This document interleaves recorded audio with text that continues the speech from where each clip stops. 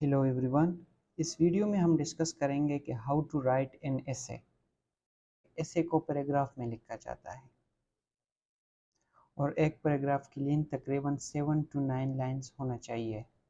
और पैराग्राफ को कैसे लिखना है इसको हम एसे की बॉडी को डिस्कस करने के बाद हम इसको डिस्कस करेंगे कि पैराग्राफ को कैसे लिखा जाता है। सबसे पहला पैराग्राफ जो आप लिखेंगे वो इंट्रोडक्शन। जो टॉपिक आपको दिया गया है उसके बारे में आप इंट्रोडक्टिव टॉपिक लिखेंगे। फॉर एग्जाम्पल, अगर आप कोरोना वायरस पे लिख रहे हैं तो इंट्रोडक्टिव पैराग्राफ इस तरह होना चाहिए कि ये कोरोना वायरस जो था पहले कहाँ अराइज हुआ और कैसे इसकी डेवलपमेंट होगी। ये इंट्रोडक्टिव टॉपिक जो है इसको ये आपका पहला पैराग्राफ होना चाहिए। इसके बाद होती है मेन बॉडी। ऐसे की जो मेन बॉडी होती है इसमें कई पैराग्राफ होते हैं।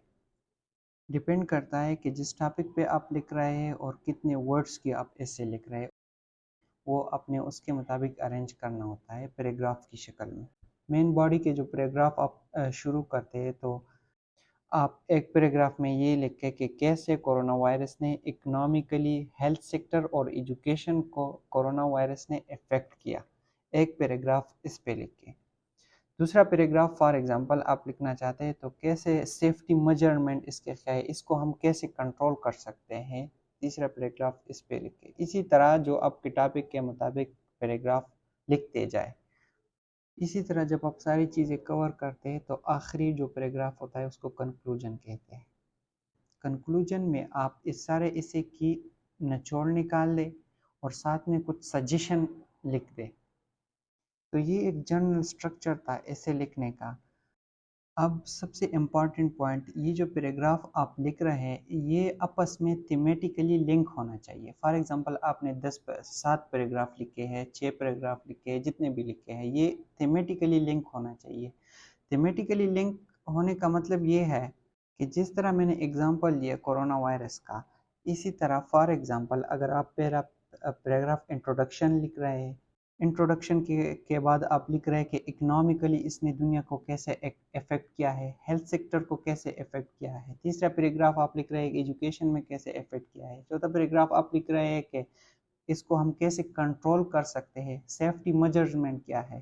तो ये चीज़ें थीमेटिकली लिंक होते हैं। इसका मतलब है कि आप ट्रैक से आउट नहीं हो रहे हैं बल्कि एक प्रॉपर स्ट्रक्चर दे रहे हैं इस एसे को। अच्छा, अब पैराग्राफ कैसे लिखनी है आपने। सबसे पहले पैराग्राफ में फॉर एग्जांपल अगर आपका 7 लाइन का पैराग्राफ है, पैराग्राफ का जो पहला सेंटेंस होता है उसको कहते हैं टॉपिक सेंटेंस। टॉपिक सेंटेंस वो होता है जिसमें आप ऐसा वर्ड्स यूज़ करेंगे कि रीडर को डायरेक्ट पता चल जाए कि ये पैराग्राफ किसके बारे में है। इस पैराग्राफ में जो राइटर है वो क्या लिखना चाहता है, या वो इस पैराग्राफ में जो राइटर है वो क्या बताना चाह रहा है। रीडर को पहले लाइन से समझ आ जाएगी कि जो टॉपिक सेंटेंस है इसमें उस वर्ड्स को इस्तेमाल किया गया है।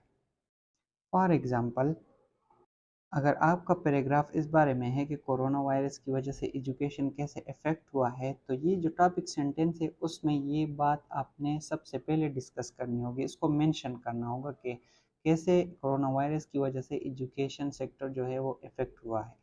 जब टॉपिक सेंटेंस लिख दिया पैराग्राफ में तो उसके बाद आपने सपोर्टिव सेंटेंस लिखने होते हैं जिसमें आर्गुमेंट्स होते हैं। उसमें आपने आर्गुमेंट्स देने हैं कि कैसे एजुकेशन को कोरोना वायरस के ज़रिए से इफ़ेक्ट किया गया है, और बाकायदा सही आर्गुमेंट्स देने होते हैं कि स्कूल्स बंद है वगैरह, कॉलेजेस बहुत से स्टूडेंट इफ़ेक्ट हुए हैं, इस तरह वगैरह प्रॉपर आर्गुमेंट्स देने हैं। जब आप 2-3 आर्गुमेंट्स दे तो उसके बाद कंक्लूडिव सेंटेंस, लास्ट सेंटेंस जो होता है या फिर लास्ट लाइन उसको कंक्लूडिव लाइन कहते हैं, उसमें इस पैराग्राफ का कंक्लूजन निकाल ले। इसी तरह सारे पैराग्राफ इस पैटर्न पे होने चाहिए। तो आपके सामने मैंने 2 टाइप के स्ट्रक्चर डिस्कस किए, एक ओवरऑल एसे का जिसमें इंट्रोडक्शन, मेन बॉडी और कंक्लूजन है, और एक पैराग्राफ का जो स्ट्रक्चर है जिसमें टॉपिक सेंटेंस, सपोर्टिव सेंटेंस और कंक्लूजन होता है। अब इसे लिखते वक्त इन चंद बातों को जो मैं इनलिस्ट कर रहा हूँ इनका ख्याल रखना चाहिए। सबसे पहले आपने फॉर्मल वोकेबलरी यूज़ करनी है, बेहतरीन वोकेबलरी यूज़ किया करें। फॉर एग्जांपल अगर आप ये लिखना चाहते हैं कि ही हेल्प्स मी, तो इसके बजाय आप लिखे ही असिस्ट्स मी। इसके साथ कंट्रैक्टेड फॉर्म कभी ना लिख के एसे में। फॉर एग्ज़ाम्पल अगर आपने कैन नॉट लिखना है तो आप कांट ना लिख के कोशिश किया करें कि पैसिव वॉइस में लिखे, एक्टिव वॉइस में बहुत कम लिखे, ज़्यादातर जो आप लिखेंगे तो पैसिव वॉइस में लिखें। और अगला पॉइंट है वो जो ऐसे में आप जब आप लिखेंगे तो क्वेश्चंस ना करें। ऐसा ना लिखे कि आप ऐसे में क्वेश्चन करते हैं और फिर उसका आंसर लिख देते हैं। For example, how Covid affected world economically, और उसके बाद क्वेश्चन मार्क लगा ले और फिर उसके बाद उसका आंसर लिखे। तो इस तरह ना करें, क्वेश्चंस ना करें। और अब एक आखिरी पॉइंट है कि ये तो डिपेंड करता है इससे पे कि आया वो मांग रहा है कि सब्जेक्टिव इससे है या फिर ऑब्जेक्टिव इससे है। अगर सब ऑब्जेक्टिव इससे है तो उसमें सब्जेक्टिव भी राइटिंग ना करें। अपने जो जो आपके ओपिनियंस है, आपका जो पॉइंट ऑफ व्यू है वो इसमें डिस्कस ना करें। हाँ, अगर इससे सब्जेक्टिव है तो फिर उसमें आप कर सकते हैं।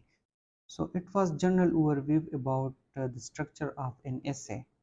और ये जो पैराग्राफ का स्ट्रक्चर में मैंने बताया कि पैराग्राफ को कैसे लिखते हैं, और ये क्वेश्चन नहीं करते, पैसिव फॉर्म में लिखना है, फॉर्मल वोकेबलरी यूज़ करने हैं, कॉन्ट्रैक्टेड फॉर्म नहीं लिखनी। तो ये आप किसी भी फॉर्मल राइटिंग में अप्लाई कर सकते हैं।